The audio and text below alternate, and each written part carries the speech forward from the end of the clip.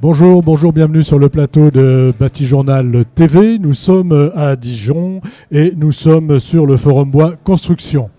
Avec moi, monsieur Xavier Bouanchot, bonjour. Bonjour. Vous êtes architecte de l'agence Formasis. Tout à fait, ouais. Un des associés. Un des associés. Et faites-nous une petite présentation de Formasis, s'il vous plaît. Formasis, c'est un démarrage sur de la mise en scénographie de projets, soit urbains, soit architecturaux, sur la ville de Nantes. Donc nous avons fait plutôt de la scénographie en exposition.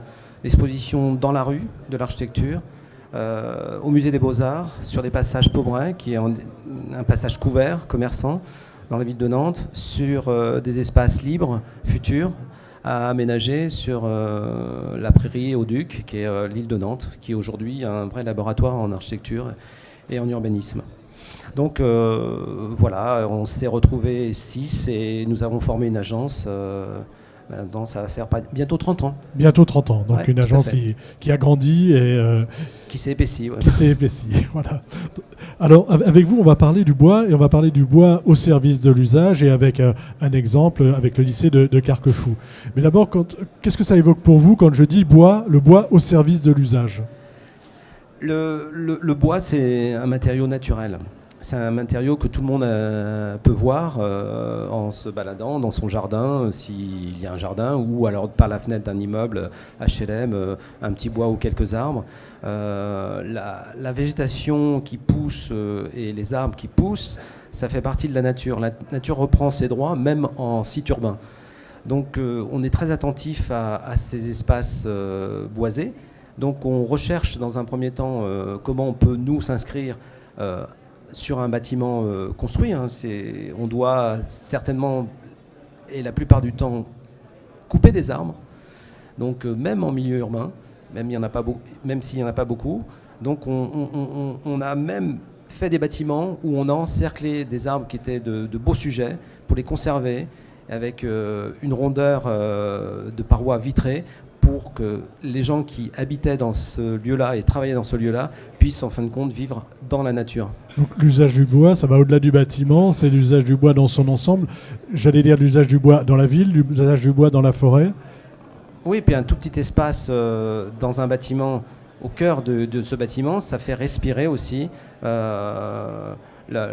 l'espace, mais aussi la sensation de vivre pas face à un immeuble, mais face à un espace calculé, boisé, travaillé par des paysagistes avec lesquels on travaille. Quand on parle d'usage du bois, enfin le bois au service de l'usage, on pense forcément à l'usager.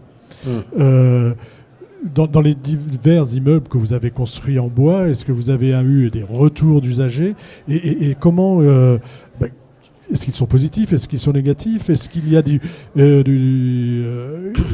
pour du contre, on va dire? À travers l'histoire, le bois est une histoire assez courte par rapport surtout dans l'Ouest où nous travaillons. Nous avons utilisé le bois à la fois dans sa totalité, mais récemment. Avant, c'était simplement des bois de charpente, des bois travaillés par les compagnons du devoir aussi, qui travaillaient les épures de charpente. C'était extrêmement beau et intéressant sur le sujet. Mais petit à petit, ce bois s'est propagé dans la structure même d'un bâtiment, sur les pots intérieurs ou extérieurs. C'est-à-dire le bois commence à tapisser en fin de compte l'ensemble des murs, que ça soit extérieur ou intérieur. D'accord. Donc on est moins dans la charpente, on est plus sur la peau. On est plus sur un ensemble. Je ne dis pas que la partie charpente est abandonnée, au contraire, les épures de charpente sont très belles, mais nous continuons à faire en sorte que le bois puisse exister un peu plus. On le montre davantage. On le montre davantage à l'intérieur et à l'extérieur. Voilà. Et ça, pour l'usager que je suis, c'est important. Je pense que les usagers sont souvent accrochés à la nature. Il y a un rapport même en tant que... Je suis urbain, je vis en ville, mais la nature me manque, donc je peux aller en forêt, soit chercher des champignons, soit simplement des châtaignes quand c'est des châtaigneraies. Il y a cette relation qui doit toujours exister entre la ville et la campagne, et ne pas faire toujours une rupture. Et se prolonger et aller à l'extérieur, c'est aussi prendre un bol d'air dans une forêt, et c'est apprendre.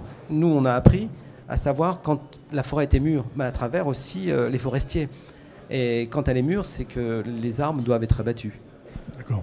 Alors, on va voir comment les usagers ont pu s'emparer du lycée de Carquefou. Par exemple. Mais avant de parler de ce lycée, enfin avant de parler des usagers du lycée, parlez-nous du projet.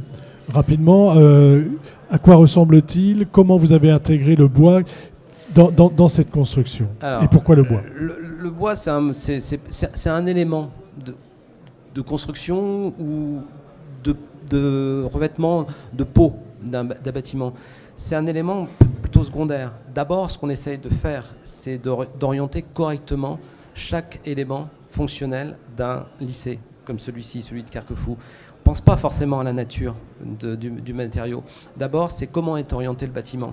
Voilà, c'est comment j'oriente mon bâtiment, où je place les salles de classe, où je place l'administration, et comment tout ça s'inscrit dans un paysage. Ça s'inscrit dans un paysage, et ce paysage-là, c'est un paysage qu'on s'est saisi de celui-ci, mais il n'y avait rien.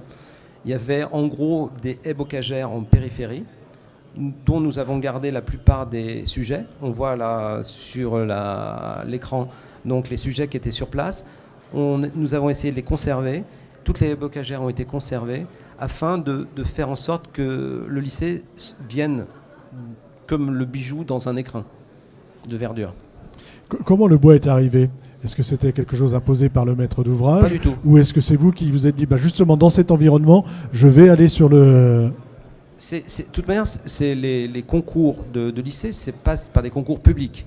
Donc il y a un appel d'offres, des architectes sont retenus et ils font le projet qu'ils souhaitent faire. Certains projets n'étaient pas forcément avec des vêtures bois à ce moment-là. Donc nous prenons souvent, nous avons un regard sur l'environnement. Je vous ai dit tout à l'heure, on a besoin de s'imprégner d'un lieu. Le lieu était composé de haies bocagères, donc forcément de petits arbustes jusqu'à l'arbre. Des chênes, des pins ou plusieurs natures de bois. On s'est dit à cet endroit-là, pour ne pas gâcher le lieu, le seul matériau qui puisse accompagner en fin de compte une autre histoire par rapport au bois, c'est de faire un revêtement en mélèze, entre autres dans ce sujet-là. Est-ce qu'on voit le bois à l'intérieur? On le voit, oui, en partie. En partie, ça dépend. Alors voilà, c'est compliqué parce que là, c'est encore un autre sujet, c'est pas le lycée. Mais depuis l'intérieur, oui, on le voit. Dans le hall d'entrée, on a des parois en bois, de deux types différents, à gauche et à droite, puisqu'on part sur la partie droite, sur la partie, on va dire, restauration et administration, et sur la partie gauche, toute la partie enseignement. Donc les cours intérieurs, les patios qui sont assez généreux, pour faire pénétrer la lumière à travers, en fin de compte, ce bâtiment-là, ou ces bâtiments-là, on était dans l'obligation, nous, de faire en sorte que la lumière pénètre et que la nature du bois puisse continuer à l'intérieur. On fait pénétrer la lumière naturelle, mais on fait aussi pénétrer le matériau bois. C'est un tout. C'est un tout. Sans lumière, il n'y a pas d'arbre. Sur l'usage, donc dans ce lycée est ouvert, hein, il y a des gens qui vivent dedans aujourd'hui, qui travaillent, il y a des élèves qui viennent. Comment avez-vous travaillé donc l'usage de ce bâtiment alors un peu par rapport au bois, parce qu'on est pour parler du bois, et quel est le retour que vous avez? C'est compliqué. Hein. L'implantation déjà d'un bâtiment comme celui-ci, avec des panneaux photovoltaïques qui devaient être ouverts vers le sud, c'est là qu'on capte le plus de lumière et de rayonnement solaire pour fonctionner les photovoltaïques. Donc il y a toute une partie qui est orientée au sud et toute une partie qui est orientée au nord. Alors au nord, on ne reçoit pas le rayonnement solaire, mais on a tout l'éclairage du sud qui arrive sur le paysage à côté. Comme on a gardé les haies bocagères, quand on est sur les classes qui donnent sur les haies bocagères, on reçoit la lumière d'un côté et de l'autre côté, on reçoit en fin de compte autre chose, la matière directement. Donc c'est comment se noyer, entre guillemets, dans un univers où on continue à faire en sorte que ce bois-là soit manufacturé, taillé, projeté et installé en fin de compte dans ce bâtiment-là. Vous m'avez dit que la proviseure de ce lycée s'était beaucoup impliquée. Oui. Le fait que le bâtiment en bois soit en bois, est-ce que vous pensez qu'elle s'est davantage impliquée?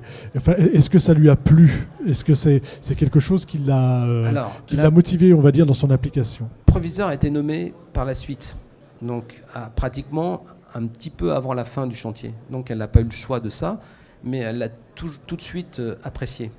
Elle a compris avec ses services que cet élément-là pouvait être intéressant. Pourquoi ? Parce qu'il y a l'orientation dont je vous parlais, nord-sud, pour éclairer les salles de classe et éclairer les paysages autour. Il y a aussi la cour qui est protégée. Il y a une cour qui est protégée, qui est au niveau du restaurant, au niveau des locaux administratifs et de la bibliothèque. C'est-à-dire que c'est une cour protégée des vents. Donc ça, c'était intéressant aussi. Et on récupère toute l'eau par un petit bassin qui fait, en fin de compte, un aspect très ludique et très nature. Voilà, on ramène de la nature. On ramène de la nature dans ce qui était très, très pauvre en nature, puisque c'était simplement enherbé, c'était de l'herbe, c'est tout ce qu'il y avait sur ce terrain-là. Sur ce terrain. Merci d'être venu sur le plateau de Bâti-Journal nous parler de l'usage du bois et du lycée de Carquefou. Une vidéo à retrouver sur notre site Bâti-Journal TV, sur le site de nos partenaires, donc le Forum Bois Construction et France Bois Forêt. Merci à vous d'être venu jusque-là. Merci.